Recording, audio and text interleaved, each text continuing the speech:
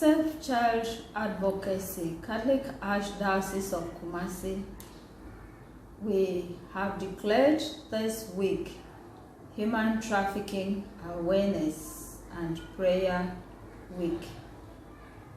And so we are reflecting with all our beneficiaries, particularly young girls in street situation, about human trafficking, the complexities, the tactics, and all that is involved, the deceitful and cunning nature for which young people are trafficked into slavery.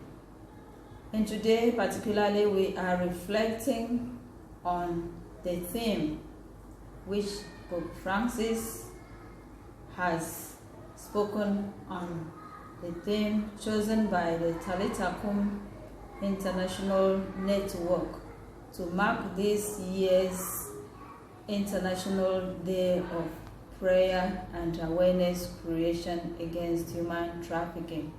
And the theme is an economy without human trafficking.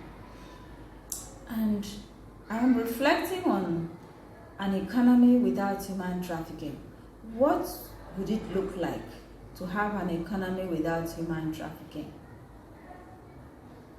What would we do differently to have an economy without human trafficking? Currently, we are operating on an economy that enslaves others in order to enrich others. We are working on an economy where we trample on other people in order to rise high. Must we use other people for our gains? Can we operate and coexist in this world that God freely gave to us without oppressing others for our own benefit? To bring this theme home, or to drive this theme home, I look around and I see so much of economy that enslaves other people. I see how children are brought by relatives from the villages to the city and are enslaved, made to hawk on the streets, made to carry heavy loads on the streets, and even given out to other families who maltreat these children, and the money is paid to either the parent or the auntie or the relatives who brought this child to the city. All of these are economy that perpetrates slavery. And people go to the villages or go to poor families and bring children for housekeeping. Their own children are going to school, but those children do not go to school. What kind of economy is that?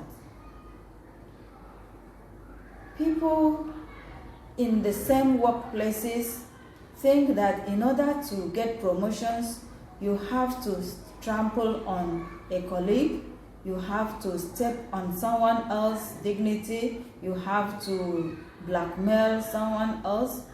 All of these are economy that perpetrates human trafficking. To begin to operate an economy without human trafficking, we have to change our mindsets, our way of relating with each other. We have to begin to think of how to relate with people without using people. People are not materials to be used. People are not tools. People are made in God's image and likeness, just the way I am made. And they should be respected, treated with dignity, and we should collaborate. If we have to share, it will be, life is give and take. If I am doing something to help you and you do something to help me, it should be at the same level, not I exploiting you or you exploiting me. It is really important that we begin to learn how to operate an economy without human trafficking. It is only then that we begin to talk about demolishing this modern day slavery of human trafficking.